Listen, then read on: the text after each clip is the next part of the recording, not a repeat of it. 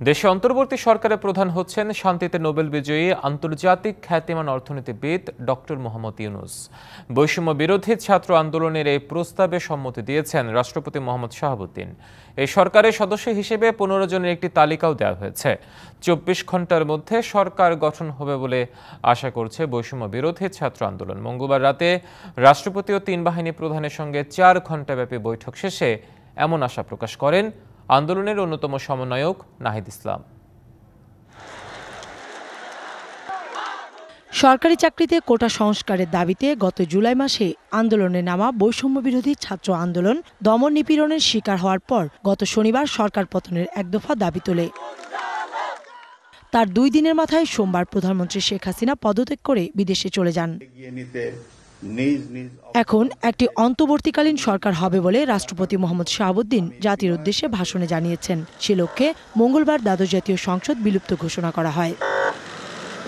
এদিকে ঢাকা বিশ্ববিদ্যালয়ের অধ্যাপক আসিফ নজরুল ও তানজিম উদ্দিন সহ 15 জনের একটি প্রতিনিধি দল মঙ্গলবার সন্ধ্যা 6টায় বঙ্গভবনে যান।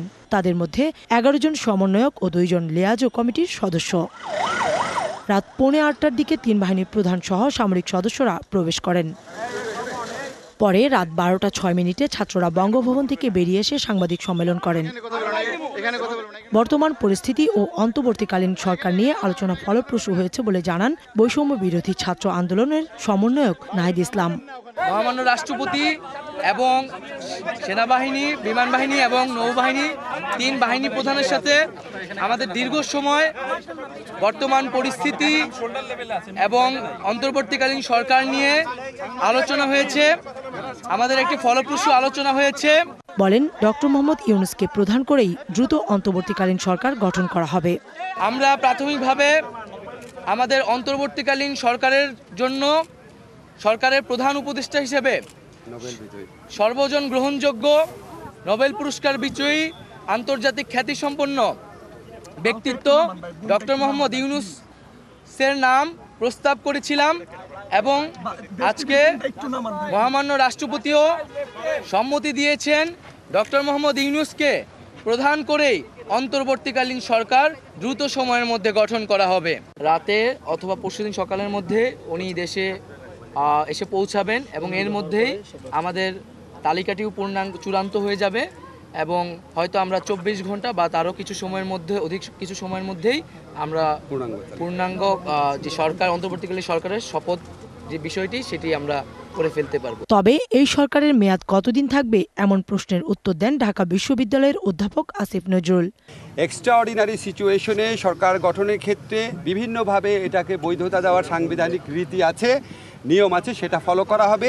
সরকারের মেয়াদ এখনই ঠিক করা হয়নি। ওইটা আমাদের এই ছাত্র জনতা, আমাদের যারা সমন্বয়করা, ওনাদের প্রস্তাবক্রমে ডক্টর মোহাম্মদ ইউনূসকে তত্ত্বাবধায়ক সরকারের প্রধান হিসাবে আমাদের রাষ্ট্রপতিও সম্মতি জানিয়েছেন। অন্তর্বর্তীকালীন সরকার হিসাবে উনি আসার পর এই ব্যাপারে একটা ঘোষণা আসবে। আলোচনার স্কিল দেখেছি, ওদের যে আলোচনার আউটকাম দেখেছি, এটা একটা মুগ্ধ করার মতো। মানে আমি নিজে বিশ্বাস করতে পারি না ওরা এত ম্যাচিউরলি সব কিছু এত ডিল করতে পারে। আমরা খুবই লাকি, আমরা শুধুমাত্র মানে অভ্যুত্থানের নেতা পাই নাই, ইনশাআল্লাহ আমার মনে হয় রাষ্ট্র গঠনের নেতা আমরা পেয়ে গেছি ওদের মধ্যে। এদিকে দেশে আইনশৃঙ্খলা বাহিনী ফিরে না আসা পর্যন্ত ছাত্রদের সতর্ক অবস্থানে থাকার আহ্বান জানানো হয় এবং আমরা সকলের প্রতি আহ্বান জানাবো যে অভ্যুত্থানকারী ছাত্র নাগরিকদের প্রস্তাবিত সরকারি বাংলাদেশে দ্রুত সময়ের মধ্যে ঘোষণা করা হবে। জনগণ যাতে সেই আস্থাটি রাখে এবং আমাদেরকে অবশ্যই সরকারি স্থাপনা, রাষ্ট্রীয় সম্পদ এবং আমাদের যে সংখ্যালঘু সম্প্রদায় রয়েছে তাদেরকে রক্ষা করতে হবে এবং পুলিশ বাহিনীকে, আইন শৃঙ্খলা বাহিনীকে পুনর্গঠনের মাধ্যমে দ্রুতই জনগণের মধ্যে শান্তি শৃঙ্খলা ফিরিয়ে আনার জন্য নিয়োগ করা হবে।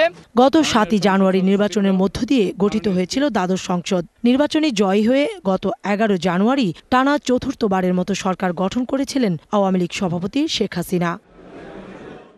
প্রায় 6.5 মাসের মাথায় শিক্ষার্থীদের আন্দোলনের মুখে 5ই আগস্ট পদত্যাগ করে দেশ ছাড়তে বাধ্য হন শেখ হাসিনা। সেনাবাহিনীর প্রধান জেনারেল ওয়াকারুজ্জামানের মাধ্যমে প্রথমেই সিদ্ধান্ত আনুষ্ঠানিকভাবে জানানো হয়। ইন্টারিম গভর্নমেন্টের মাধ্যমে এদেশের সমস্ত কার্যকলাপ চলবে। কাউসারা চৌধুরী কুমু, ডিবিসি নিউজ, ঢাকা।